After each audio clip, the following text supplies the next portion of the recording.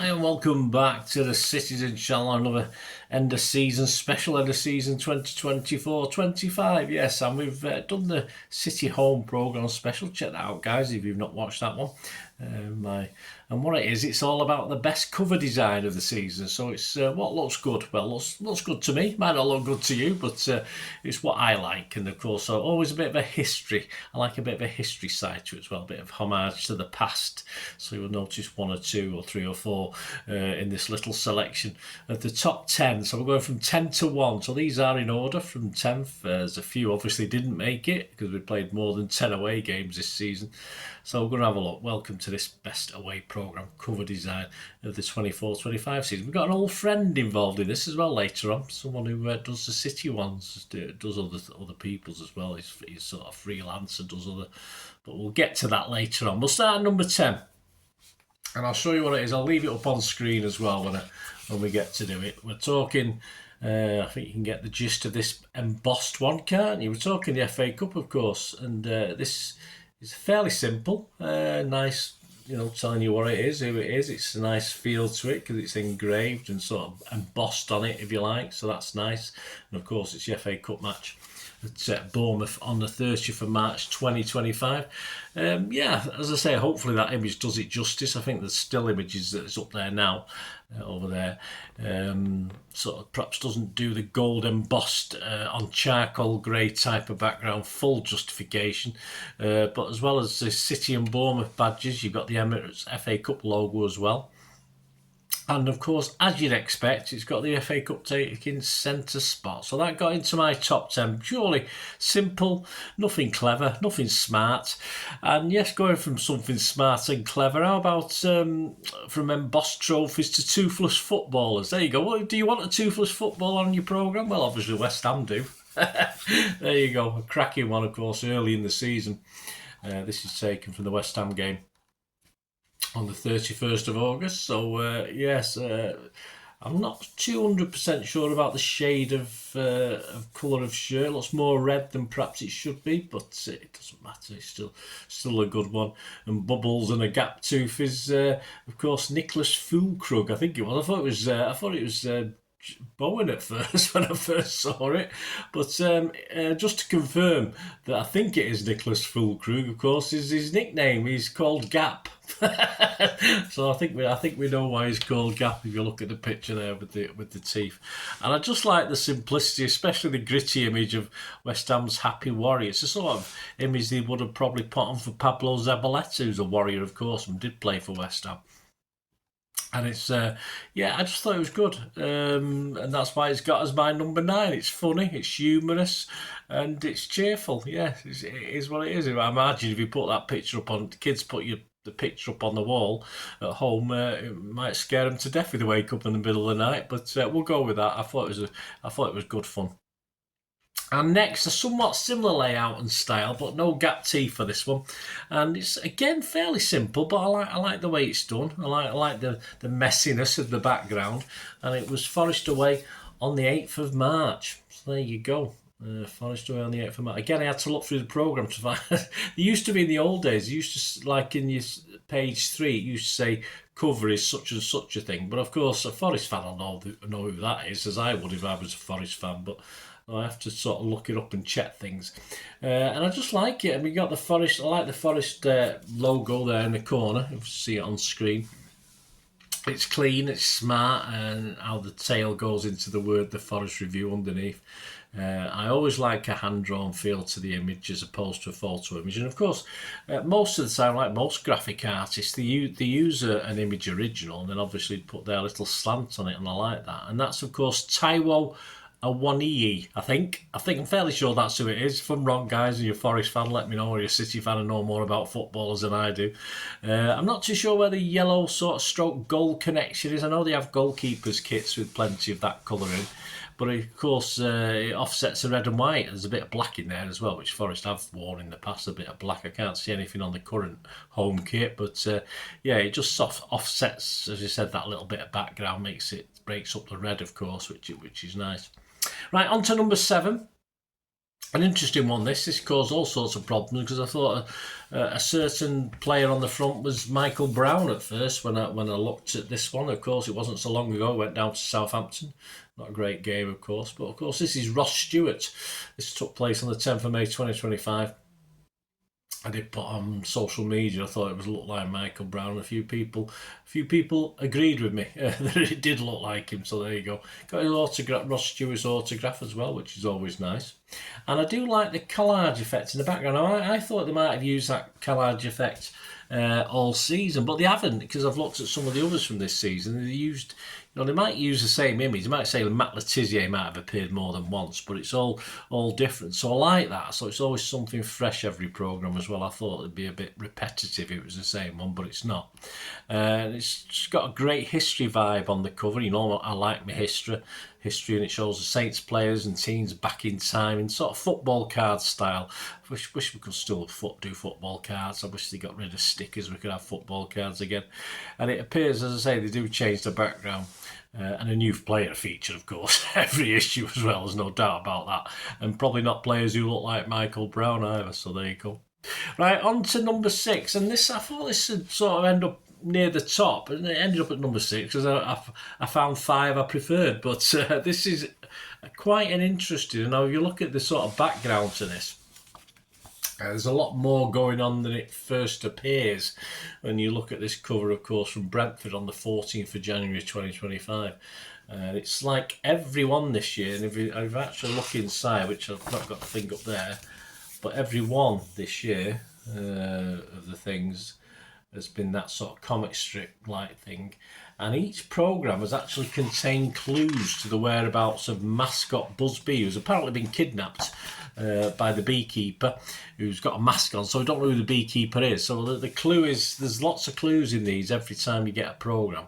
And obviously the fans are being encouraged to solve the clues to find out who's kidnapped the mascot, of course. So I think that's a great idea, because then it makes you buy the programmes as well. All right, you could look at someone else's, but it sort of ensures you buy the programme, certainly for the kids, to follow the clues. And, the dad and the son, or a dad and a daughter, or mum and a daughter, or mum and a son, you can sort of play along with it. And I like that. I think that's great. And also, that particular one promotes learning CPR as well, which is very worthwhile. So yeah, I think I've been a bit cruel only putting this up at number 6, but because it's got a community element to it as well, which you'd expect perhaps from this team, because of the community aspect. And there's a QR code in it, you scan it in, it tells you what to do about the CPR. So yeah, I mean, it's a cracking cover, a well put together cover, nice, that cartoony feel. And of course there's 4 footballers on it as well. I'm not going to name them, I'm not going to look for who they are. I think it tells you who they are inside, but anyway.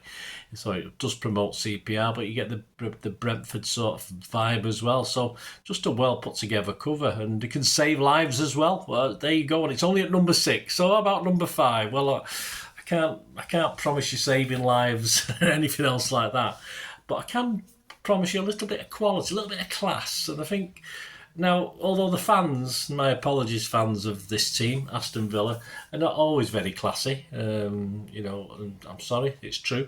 It's as simple as that.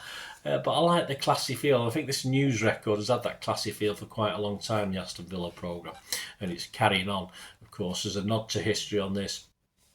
And it's the Aston Villa News and Record.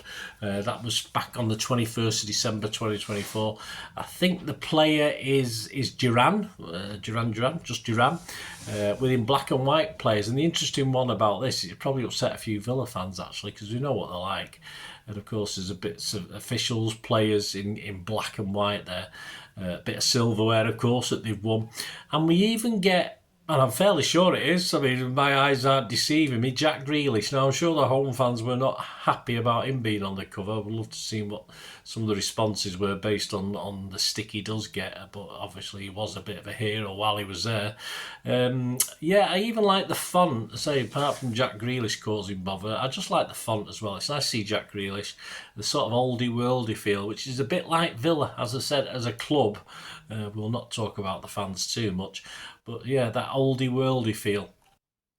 And that's what I liked about that, and that's why it got to number 5. And now number 4, we're going over to Wembley for this one. Yes, the final wasn't overly exciting, the final programme, but the Forest versus City semi-final I really liked. I really liked the Forest and City. It was nice of them to put 2 City players on it, wasn't it? Although no confirmation that one of them will be a City player next season. But interesting to do that on this programme. A rough and ready feel. I like this sort of rough and ready, including the font, which is sort of written blocky, all very modern.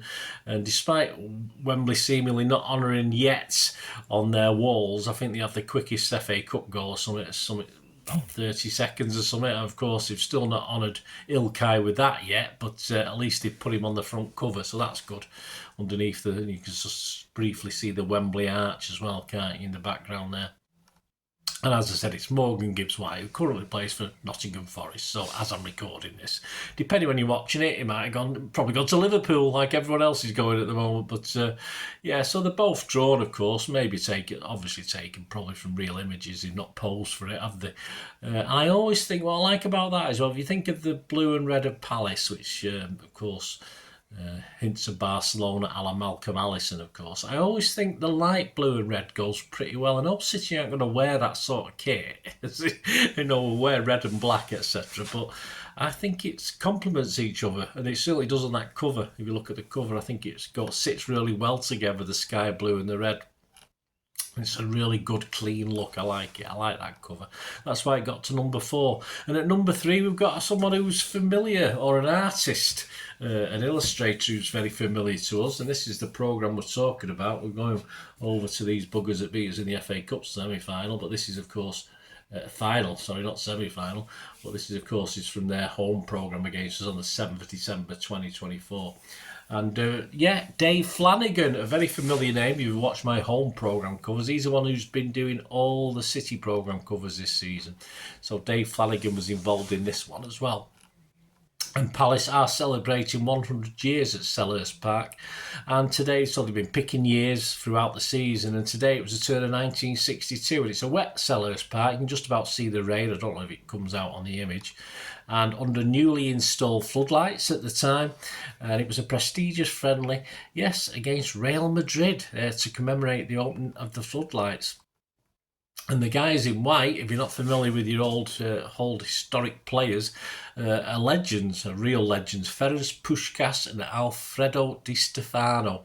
So those are pictured. And even a better touch, if you think, because you're thinking who's that Palace player looks familiar. Yes, well, it is, because it's a modern Palace player. So they put the two legends in, if you like, but then they've juxtaposed this with a picture of a modern Palace player. It's actually Daniel Munoz. So there you go. I like that. I like the old and the new, which is always a big winner for me as well. So that got to number 3. I like that. And as I said, of course, Dave Flanagan. Check him out on the City one as well. And on to number 2. Now, forget all the artwork on this, because it's basically 2 images, a modern image and an old image, a match image. But we're going, yes, it looks pretty plain on the basis of it. If you just give it a quick glance, it looks pretty ordinary. Match action, Goodison in the background. This one, the better image on there now. And of course, the Toffees saying farewell, or have said farewell now to Goodison, although it's not been knocked down, is it? I think they're still going to make use of it.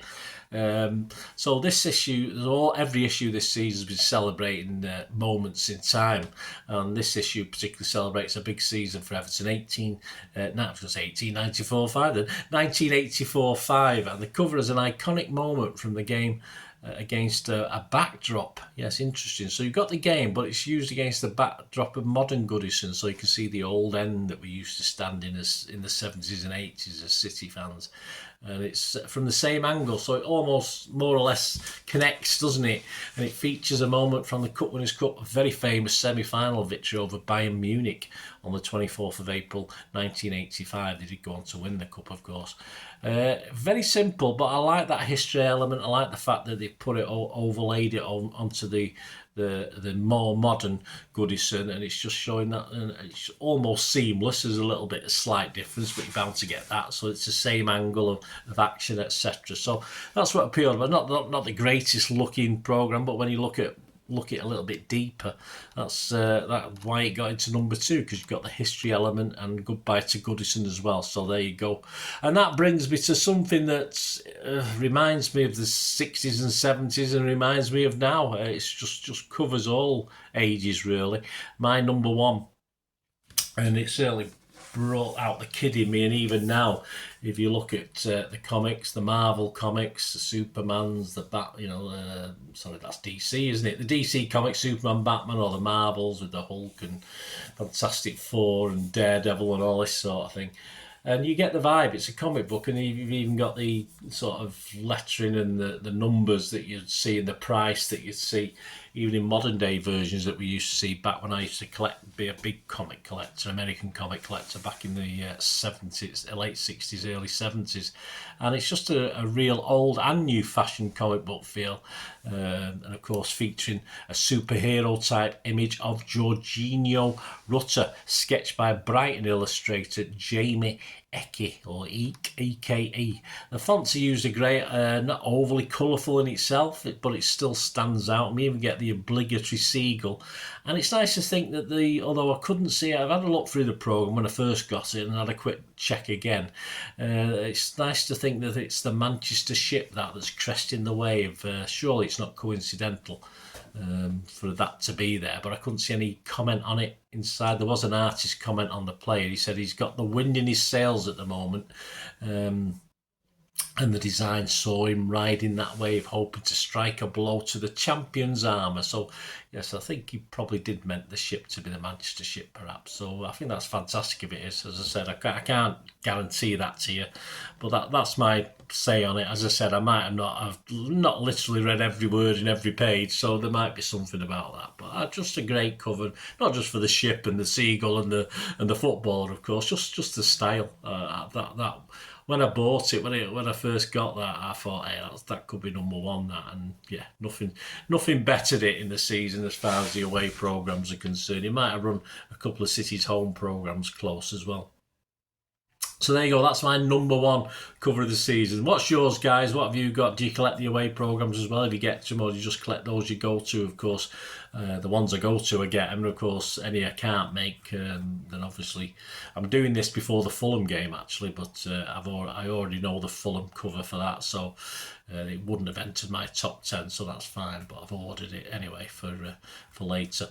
So there you go. Thanks for joining me. Let me know any of your favourites. Do you agree with what I've said today? Anything I said, or do you think, Bernard, you should have put number 6 as number 1? But I'm like that. I like to be a bit awkward. So yeah, hope you enjoyed this, guys. Anyway, thanks for watching.